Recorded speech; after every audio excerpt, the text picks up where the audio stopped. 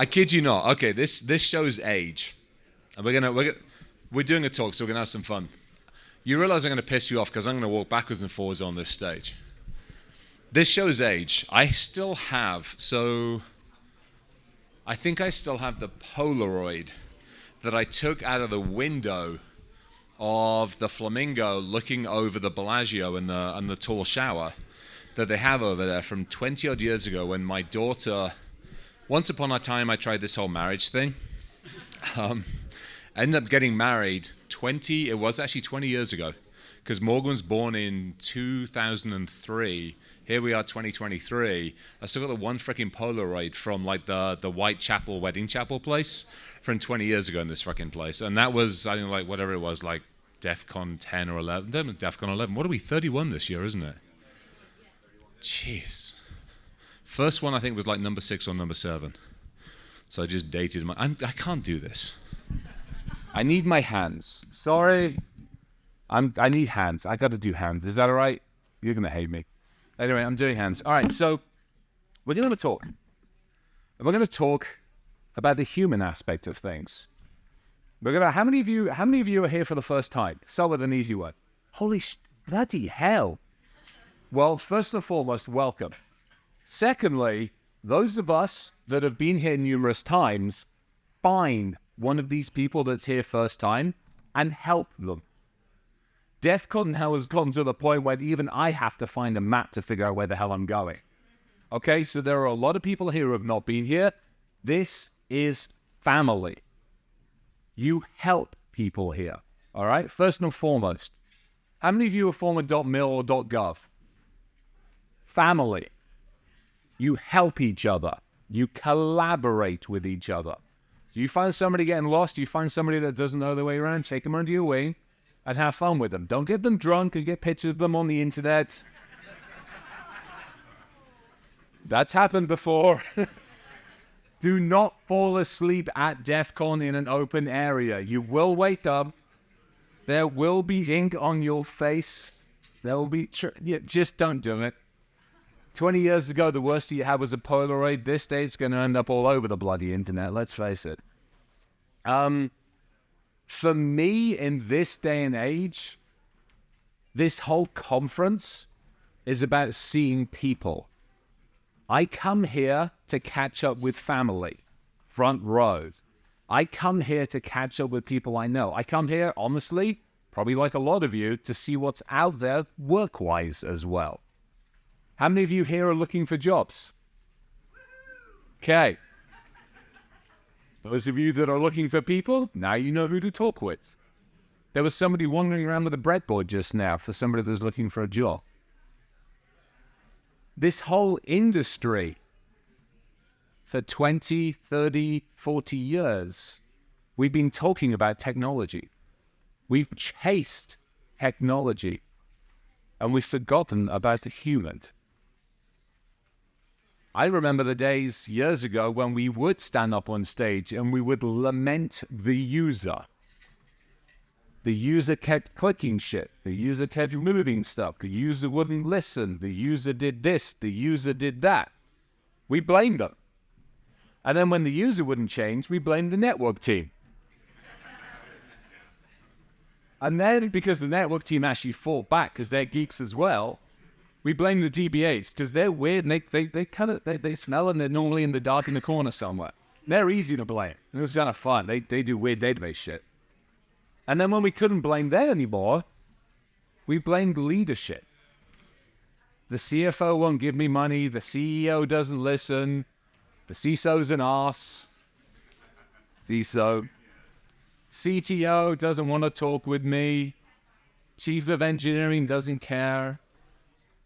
What we failed to do was look in the mirror. What we failed to do was go, what can we do differently? How can we talk with, not talk to, but how can we talk with people differently? I run a reasonable sized team. I run a reasonable sized organization. We build supersonic airplanes. We're building.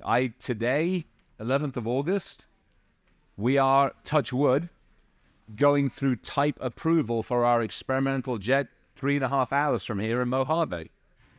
That means we can actually do testing faster than walking pace. For those of you who know about like building engines and airplanes and shit, you get to a point of no return. So as you test this thing going up and down the runway, if you're going fast enough, your exit strategy is throw throttle and get the thing off the ground and hope for the best. That's where we're at with the experimental jet. That's a team of humans that have been sitting in sheds for goodness knows how many years putting shit together. All to do with collaboration. All to do with working together. Quick question, how many of you are in security today? How many of you are in like networking or application or development or coding or all that stuff? Okay. Again, look at each other. We're all one team. Whether you like it or not, whether you sit in different areas or different buildings or different locations, you're all one team. As an assessor, as somebody who's done virtual CISOing, as somebody who's walked into organizations, there will be too many. Come and sit in. Yeah, these guys are waving at you not to fucking do anything other than get your ass in and come sit down.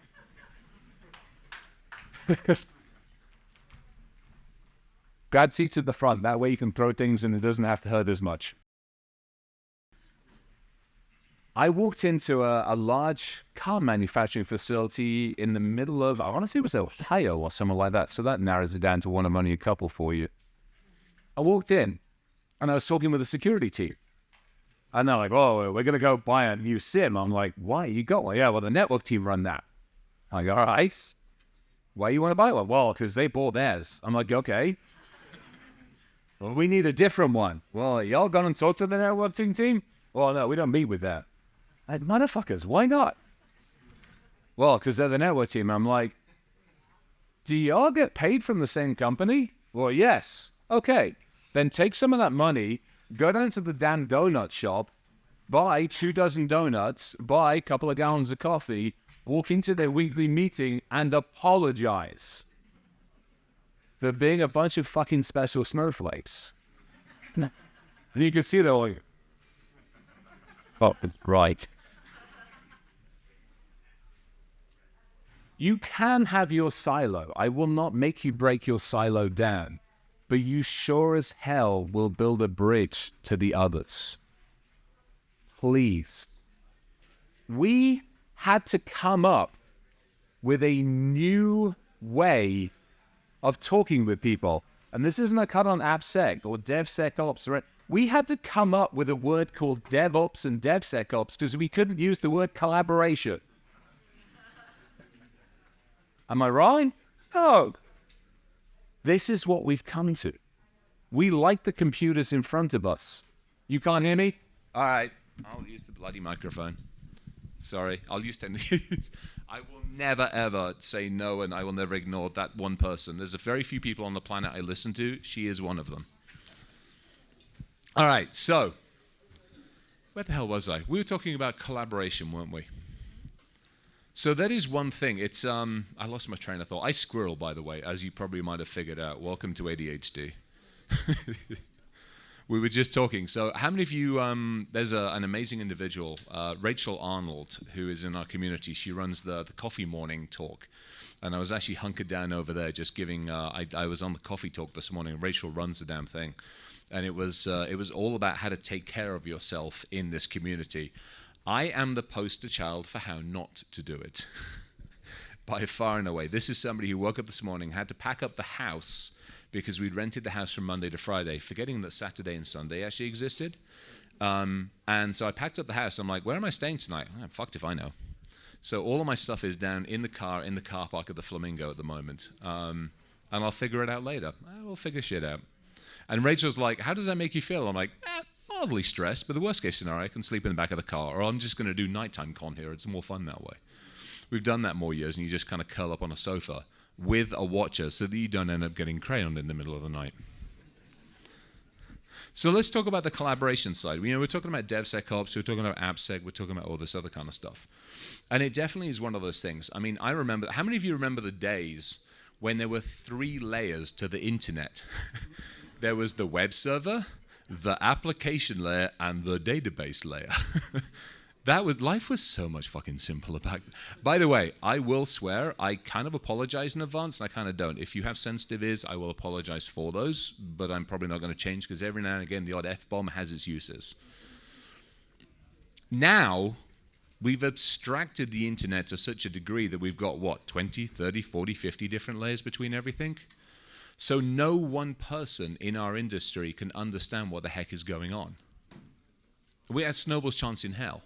Now, when it was 3 layers, the web team could maybe send a representative over to the network and the application team, who then might actually throw a muffin or a donut into the database team and then charge in and ask them a question. But nowadays, with all these bloody layers and the abstraction, the ability to do that has gone. So we have to take a step away from the technology. We have to go, how do we work and collaborate more efficiently and effectively together? My office, 2 of the walls, whiteboards. Because if I have people, and we've got a local team, we've got a few folks that are remote, but if I got the local team or even the remote team, we'll jump on the bloody whiteboard and we'll start figuring shit out. It's the easiest way. Yes, there's all the online stuff that you can use. I still like my whiteboards. It's easier to rub shit out on them still. And it's all about the collaboration side of things. It's all about how do we talk with each other? How do we work with each other? How many of you are sitting here with collaboration tools on your phones right now? Because I know that I'm trying to keep an eye. As I'm walking around here, people are like, hey, where are you? On LinkedIn. I can't do Twitter anymore. I got banned from Twitter. Yeah, fuck if it's X, stupid shit. I mean, seriously. Do you want to talk about ultimate of narcissism? Buy a company for $44 billion and change its name to the one you've held on for 20 years. I'm like, you asshole. I'm sitting there, I'm trying to coordinate life across, text messaging on WhatsApp and Signal and LinkedIn. And I'm like, I'm just here. I'm putting a point in the map, hope for the best, and off we go. That's about as good as it gets. And so we've, again, taken the ability to communicate, and now we've fragmented communication. My ask is one thing for anybody who wants to develop. Could I please have one tool that actually narrows all of those into one freaking place, please? Yeah, no shit. Tell me about it. Good God's alive. So let's talk a little bit about journeys and stuff. Let's talk a little bit about journeys. How many of you, let's just a quick show of hands, how many of you have been in this industry, say, for 5+ or maybe 10+ years? Nice. So we've got a whole, how many of you are just coming into this industry wondering what the hell's going on? Like 3 to 5 years in this industry, yeah. Okay, again, those of us that are old farts in this industry, find one of these people, don't abuse them, don't get them drunk too much, don't take naked photos of them, but take them under your wing and help them, please. Because this is family. These are called villages for a bloody good reason. Years ago, all the villages were in one sodding area. And then everybody realized that the villages were about as much fun as going to a main talk. You didn't have to stand in line for 3 hours, which was rather useful. So this is where we all learn. I go online and everybody says, hey, how do you get into this industry? I'm like, get your asses here and volunteer. One, you get a free badge more often than not. Secondly, somebody often comps your room if you're lucky. But you get to hang out with people, you get to learn, you get to talk. Most of us come into this industry a little, how should we say, off-kilter in the brain department. We don't necessarily like to talk to other humans. It's easier to talk to the keyboard. A very, very good friend of mine, Ryan Cloutier, says it absolutely splendidly. We are analog humans working in a digital world. And he's perfectly right. The problem is that digital world is collapsing on the analog humans probably a lot faster than we want it to. Witness the latest thing when we decided to drop ChatGPT on almost 8 billion people with no sodding instructions. It's like handing a kid a hand grenade, pulling the pin out and going, have a good time. Some of them will just stand there. This is that fight, flight, or freeze that humans have. Some of them will be like, some of them will be like, fuck fuck you. And some are going to be like, run the fuck away. That's the Air Force people, by the way. I'm sorry. It is, I'm sorry, yeah. Royal Marine Commandos. We actually took the grenades, stole everybody else's fucking grenades, and charged. After a cup of tea. You all had coffee in this place. Burnt beans, don't do it. Get a cup of tea. Be civilized. All right. So let's talk AppSec. Let's talk humans. Let's talk integration and stuff like that. Actually, no, fuck it. Let's talk camels. Have any of you heard the camel story? How many of you have heard the cow story or the camel story? None of you. Oh, God, I had so much fun. This is application security. So years and years ago, I'm driving across Wyoming. I think I'm going up to I was going somewhere. And I'm driving across Wyoming. I'm going rather quickly across Wyoming, 100 and something silly, because you can do that across Wyoming. Normally when I'm driving, I normally have a laptop or something with me, and there's a couple of antennas poking out of it, and I'm trying to see what the hell is going on in the world. I'm driving across the middle of bugfuck nowhere in Wyoming, and the damn antennas keep pinging at me. I'm like, what? There's nothing here. Antennas going off, wireless networks going off, NFC and a few. I'm like, what the hell is out here? So I pull off to the side of the road. Nearest one, I back up a little bit. I'm like, what's here? There's a cow staring at me. How y'all doing? Bing, bing, bing. I'm like, motherfucker. I get out of the car. I try chasing the cow across the fields. Me versus 1,000, 1,500 pounds of heavyweight animal. Not a smart thing to do, but hacker. I realized the cow has an earpiece in it and has a pedometer on. The pedometer is giving off a signal. The signal is a GPS signal. I'm like, oh, this is cool. I get online to Google's, and I'm like Googling cow pedometers. I find out there's these really freaking cool things. And the NFCs on the ears are on there as well. They talk to the pedometer. What it's doing is it's pulling temperature, heartbeat, movement, and a whole bunch of other things out. And it's sending it to a centralized database, because when you buy these pedometers, you get a database. It was a Windows 98 machine at the time. I'm like, yay! Play, play, play, play, play. MySQL database. So I'm sitting there and I'm like, well, one has to get one of these things. So one purchased one for one cow. eBay, by the way, great thing. 2 of my accounts are now banned on eBay. They haven't found the other 3 yet. Fucking love eBay. It's so much fun to abuse. So I buy one of these things, start taking it to pieces, and realize all the fun and games. I then get hold of the vendor and the software. I call the vendor. I'm like, how y'all doing? And they're like, hello.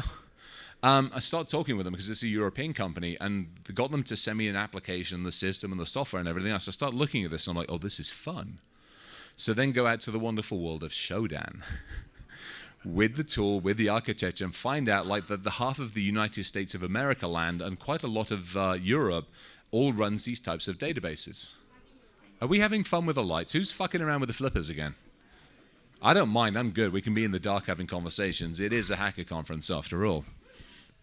So I start figuring this stuff out, and then I realized that almost all the databases are using a default user ID and a password. Yay!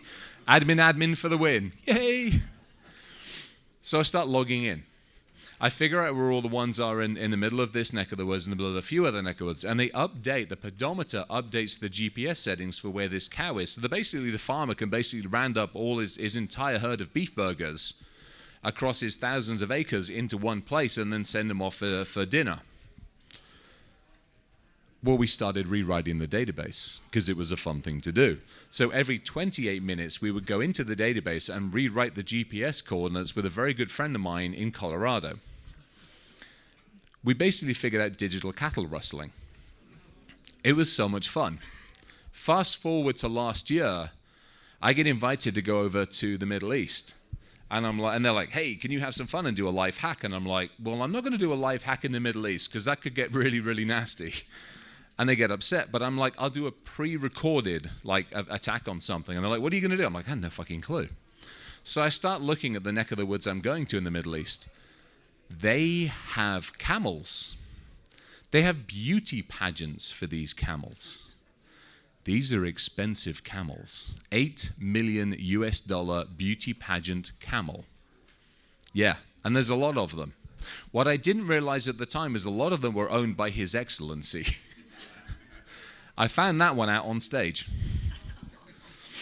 Because I also found another. There's a whole bunch of folks in like Upper Mongolia, Chinese neck of the woods that are also doing the same kind of idea. They're basically using pedometers on the camels to figure out where the camels are. And he goes out on his motorbike. This is in the middle of bugfuck nowhere. And I'm like, okay, let's go see if we can make friends with that database. Nice Chinese database, default admin passwords on there. Might look very, very similar to the US one for cows, surprisingly enough. And so I'm like, all right, we can have some fun with this. Now, it was in Saudi for a change, so you got to have fun with those folks. And what I ended up doing was I stood up on stage and we took all of the Saudi camels and moved them to the middle of China and took all the Chinese flea-bitten camels and moved them to the prestigious place in the middle of fucking Dubai. The middle of wherever the hell it was, middle of Saudi, Riyadh, actually, in this case. And did this up on stage and showed this. So apparently His Excellency got hold of his people and said, where the hell are my camels? And the guy was looking at the database going, your camels are not here. And looking at the camel and going, reboot? And so this goes back to the whole concept and the whole idea of analog humans in a digital world. How are we going as we move forward to understand what is reality? How many of us question what we see? How many of us take for granted what is put in front of us versus ask the questions so that we can understand more effectively what we're looking at? So this again comes back to the human. It again comes back to asking more questions. We all talk about trust then verify. We should have reversed that a long time ago and go verify, be sarcastic, verify again, and then maybe trust you for 5 minutes. Yet we don't do that. So again, for those of you in this industry, for those of you building some of the amazing tools out there, take a step back. Are you okay? Do you need water? Whoever's dying over there, don't die, please. It's more paperwork. Is she okay? All right, just checking. Do we need to take her outside? Okay, not outside. Okay, I'm armed. I mean, we're fine. It's Vegas.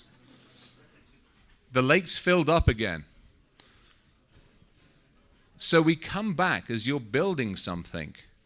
Take a step back out of the very world that we live in. I use my mother as a yardstick.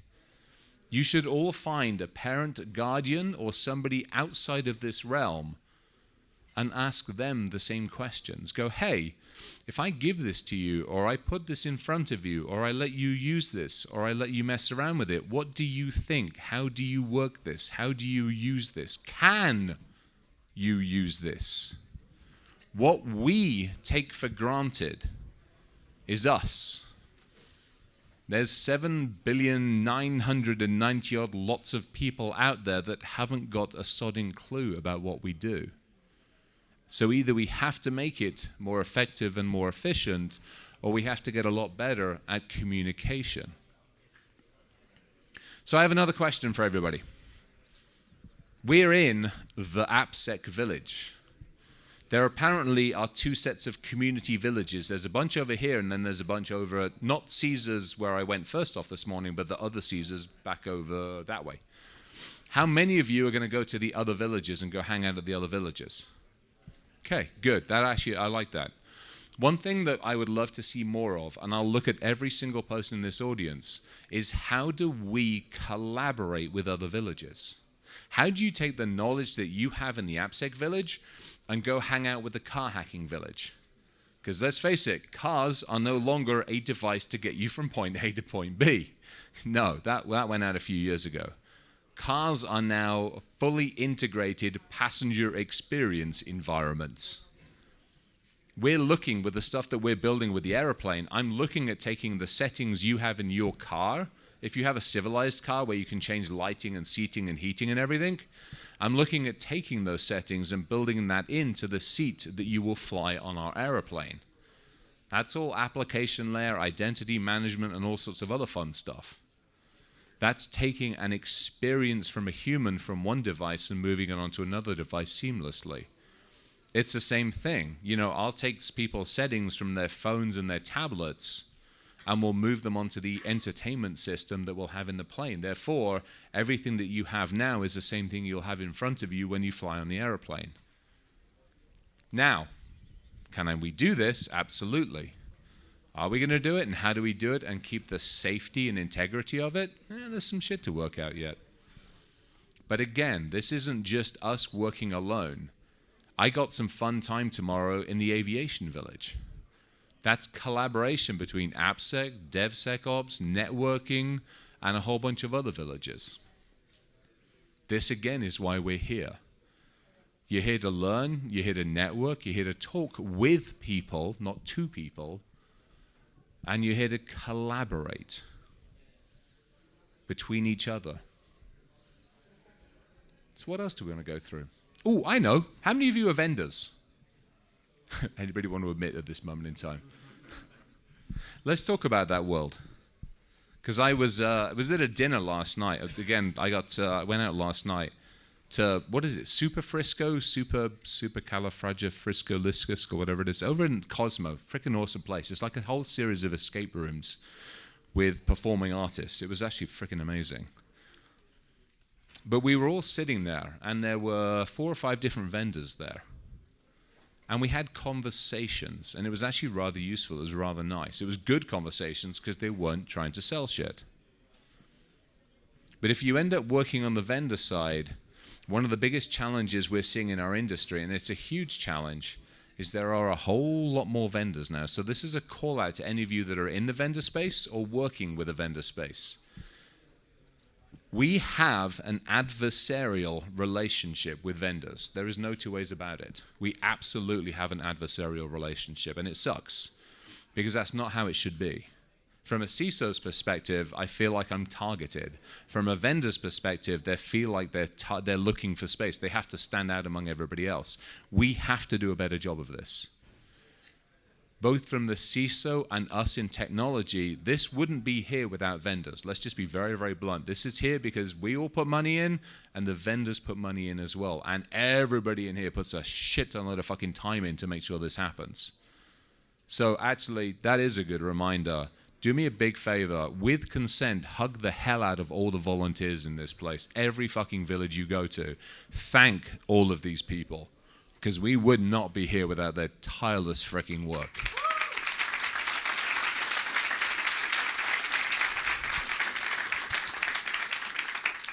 I'd say hug a goon, but you're going to get your ass paddled if you do that. Although you would have about 10 years ago. I think nowadays we have to be more civilized. Like, damn it, what am I allowed to do? Hold on a second. Fucking can't do that, can't taser you, can't. I'm just going to hug you to death. Hold on tight. Yeah, so it's, again, it comes down to communication. It comes down to the collaboration. The other thing I'll say as well, I did a LinkedIn post, and then we talked about it. I'm trying to think where the hell we talked about it. We talked about it on, I know what it was. It was the Wednesday podcast with Danny. There are, 20, 30,000 of us here this year? Respect each other. When somebody says no, they actually mean no. Okay? When you see somebody alone, reach out and help. Double check with them as well. I come out of a branch of the military that's got, unfortunately, a pretty nasty attrition rate. We lose too many people in this industry and in the military on a daily basis. A friendly, hey, can I help you? Is there anything you need? Do you need food? Do you need a minute's worth of peace and quiet? Or do you need a friendly voice? This week especially, as this week rolls on, is key. So do me all a favor, just keep an eye on each other as well. Make sense? Good. Thank you. How are we doing time-wise? We're good. All right, I'm going to open it up. We're going to have some fun. I said I'd make this interactive. So questions for the crazy one on stage.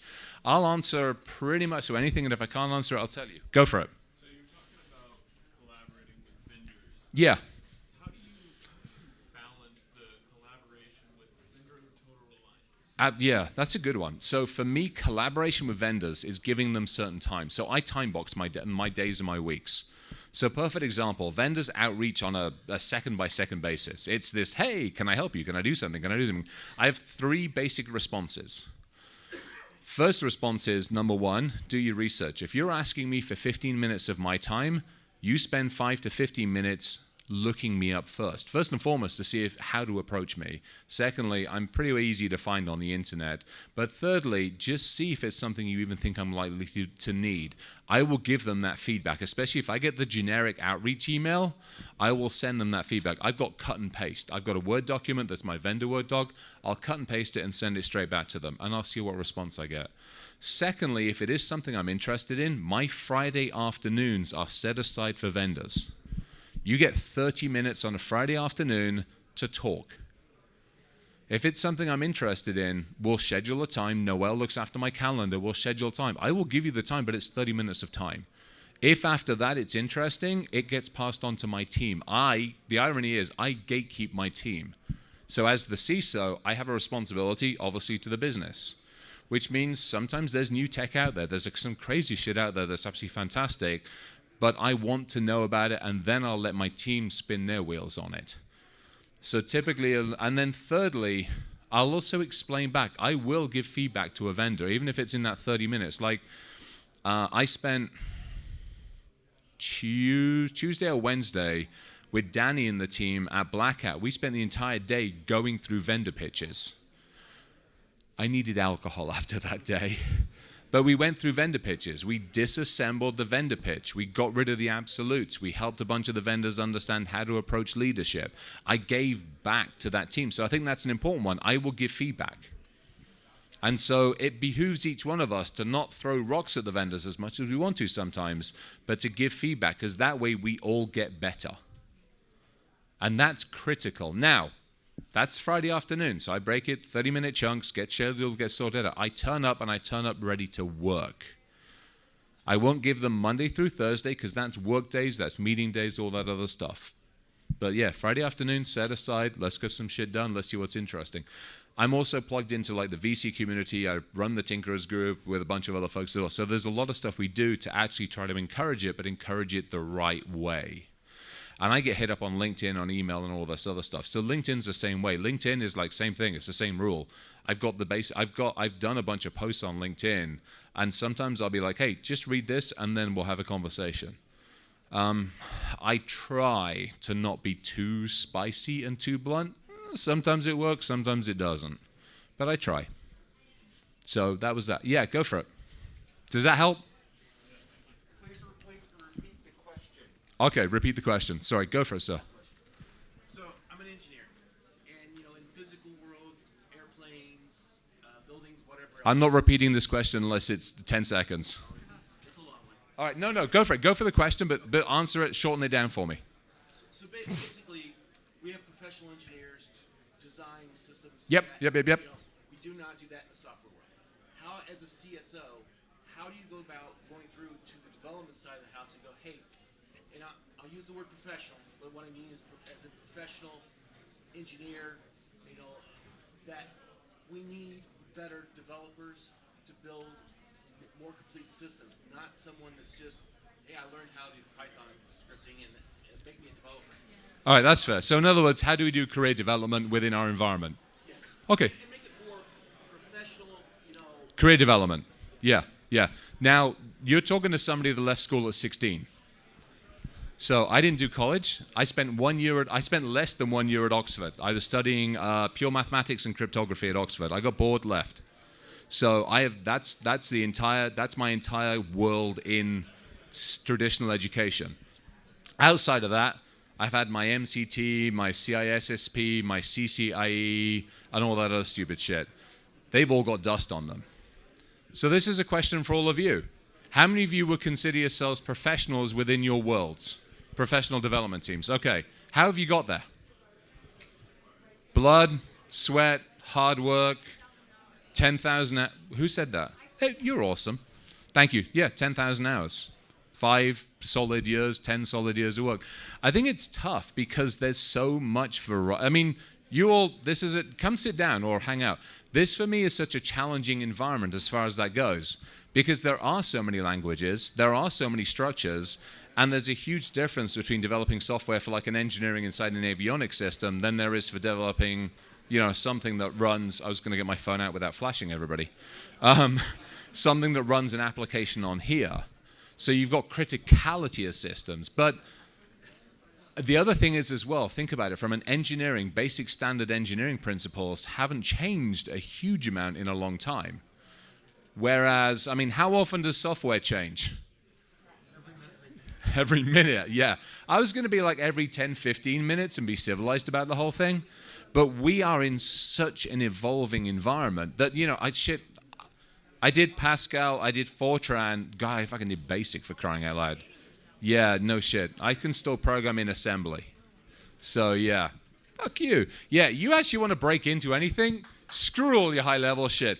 Get down to the bits and bytes, because you'll bypass every fucking endpoint known to mankind. And it's so much fun when Clown Strike goes, wee, I didn't see you. Yeah, no, it's...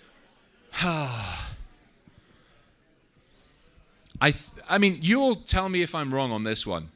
From my standpoint, professional development for me is putting the skills I have into practice. It is continuing to evolve them. But if I learn, let's just say at the moment, I'm learning Rust and a whole bunch of other stuff for AI work.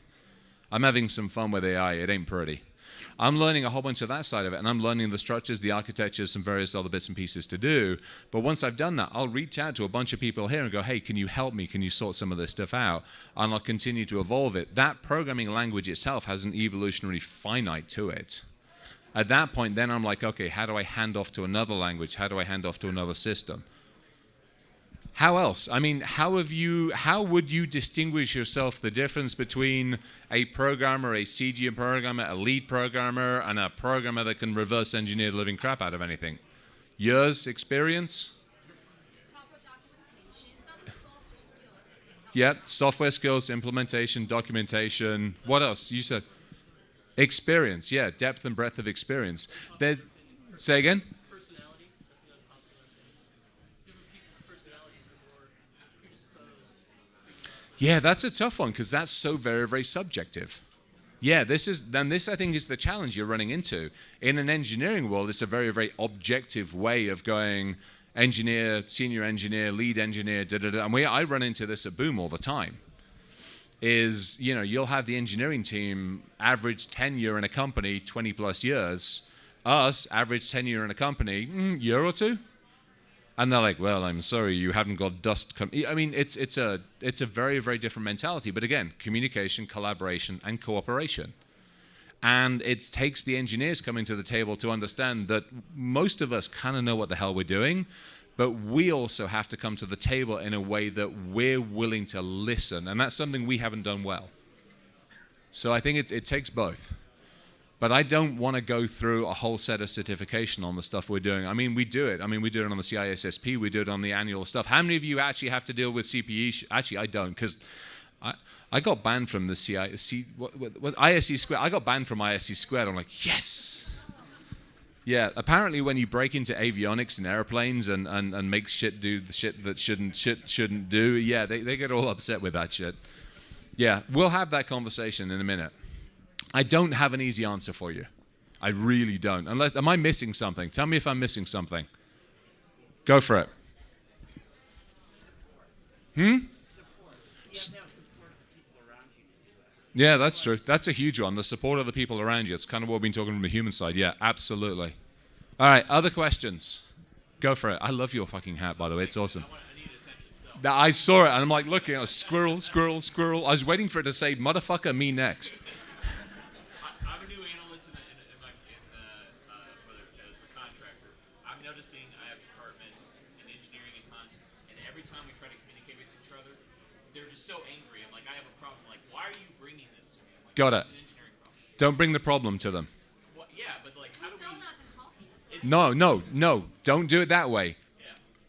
Have you done anything with social engineering? Yeah, a little bit. All right, use your social engineering skills. If you walk in and go, hey, I got a problem with this. I got a problem with this. You deal with it. Yeah, exactly. If I walk in and go, I'm sorry. I have no clue how to do with this. I don't know what I'm. Could you help me, please? Yeah. A lot of it is questions, but I'm wondering where that anger comes from. Because for 20 plus years, we've gone and gone, hey, I got a problem with this. You fucking fix it. Tell me I'm wrong. Yeah. That's the challenge. As a security professional, I have blamed you people for fucking years. I have looked at developers and gone, motherfuckers code better. Tell me I'm wrong. How many people in security have walked up and gone, hey, you're a coder. What the fuck were you thinking? Yeah. Rather than come up to you and go, hey, you're a coder. Can we sit down? Let me show you what I've found that I would love some help with, please. If you walk up to somebody in the engineering and network team and say, hey, look, I found this. Can we find 10 or 15 minutes later on this week or next week or whenever you've got time? Can we sit down and quickly schedule it now? Don't let them off the hook. And then I would love to work with you on trying to solve this. Is that okay? Come at it. Use those social, and if you, I know we don't have a use the social engineering skills. Like seriously, go hang out with like Nick or Rachel Arnold. Go hang out with Rachel and just learn some of those different ways of approach it. It's nuts. On that, and there's a human as well. I'm tall. I'm a lot smaller, smaller than I physically I used to be. But I'm still tall. I'm large. I'm imposing the bit. I walk up to people and like, shit, is it going to eat me or hump my leg? And so a lot of the times when I walk and when I stand, I come down a bit. I'm down a bit. I'm siding a bit. I've got the funny feet. I've got the weird beard. And you take people's levels of anxiety down. And if you walk up with the coffee and donuts and say, hey, can we trade? Can we do something? So look at that as well. Use those. And if that doesn't work, here's the other way of doing it. We just started using strength finders in the office. Go to the HR team, go to the people team and say, hey, I would love to be able, as a leader inside the organization, I've got people that don't want to work with each other. I go to the HR team and I say, do me a favor, give me those two people's strength finders. I want to see how to coach them on talking and working with each other. We all have different strengths. We all approach things differently. It's all a matter of going, how do we find some common ground? Does that help? No easy answer. I mean, sort of drugging them and bribing them, it's always an option. That's what I found that. Yeah. I'm asking you a question and humble. Yeah, and that's it. And it sucks in some ways, but once you've done it once, guess what? You end up forming a friendship. And then they bring you into other meetings. Yeah, and then now you have another advocate. I mean, as a security industry, we've sucked. We haven't done well at it. So guess what? We got a whole lot of human debt to go through before we get past that. Does that help? Yes. All right. Go for it. Go for it. Wrong hand. On the note of collaboration, Mm-hmm. how do you do that in a world of remote work? How do you create bridges when you're not in the same office? Okay, so remote collaboration. How do we do remote collaboration? How many of you do remote collaboration? I asked you one idea. Oh, holy shit. You rock. How many of you do remote collaboration? Do remote collaboration successfully? All right.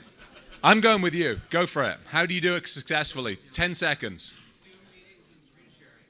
Seal meetings? Oh, Zoom meetings and screen share.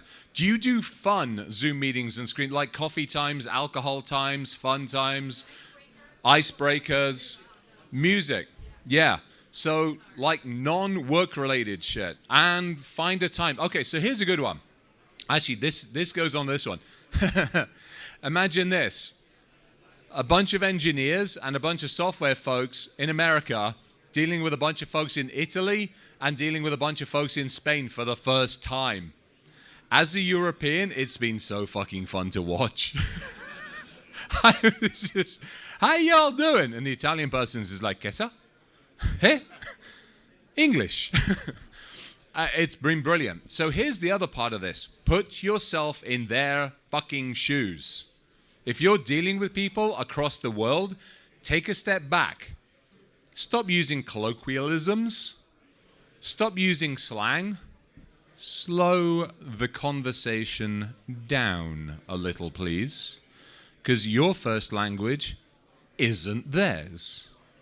Either that or learn their language.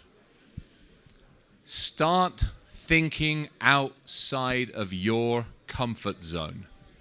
So that's one. All right, I have some others. Give me some other collaboration. So on that point, Chris, one of the things, okay, so in the I can't get used to you outside of a red shirt. I don't like, yeah, I know.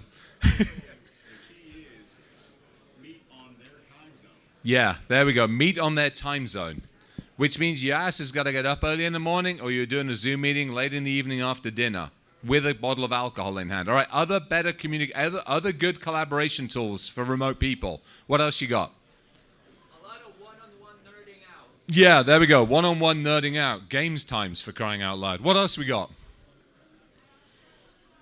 How many of you use Slack channels and have fun or crazy bits or the geek stuff or the meme of the day channels? All right, so let me ask another question, because as the CISO over at Boom, one of the first things I did is I formed a CISO channel at Boom, and it's the Ask the CISO Anything channel. We started out, we do awareness training every single month, and we make it fun. It's 1.5 minutes, 2 minutes. We use Gabrielle's stuff over at Wiser Training, and we have a shit ton load of fun with this. I now have people who send me a screenshot of the text message scam that they got because they know that I run a program that goes melts the attacker's phone. I now get inbound shit sent to me. They're like, hey, we see this. Is this when the people team send out a survey, I get like 10 people going, hey, is this legit people team? I'm like, I fucking love you. We have facilitated, and by the way, I will wander around with $15, $25 gift cards to say thank you to people. Yeah, I will walk around and say, hey, thank you for telling me that. Word gets around real fast when you do that. So it's all about the feedback and reward and conversation and collaboration. Again, use different tools. Some people, no matter who they are, don't want to be on Zoom. So you give them a chat channel to be on. Also, how many of you, when was the last time anybody hand wrote a note to say thank you to somebody? Me, I actually did it day before yesterday. How many of you handwrite a note? Okay, so here's my challenge to every single one of you. Every single one of you.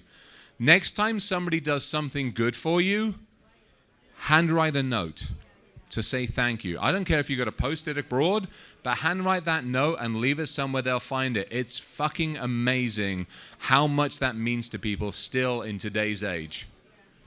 All right. We got time for no more questions? One more question. One more question. All right, one more question. Anybody else got questions, or do I just wrap it up and say thank you? All right, so I will wrap it up. Okay, so how many of you need a refresher on DEF CON 101? All right. 3 hours of sleep within a 24-hour period. That's why power naps are good. 2 meals. 1 shower. We're geeks, but we still smell. All right? So look after yourselves. We're out here in stupid heat, crazy weather, surrounded by a whole lot of people. Look after yourselves, and even more so, look after each other, please. With that, love you all. Thank you very, very much.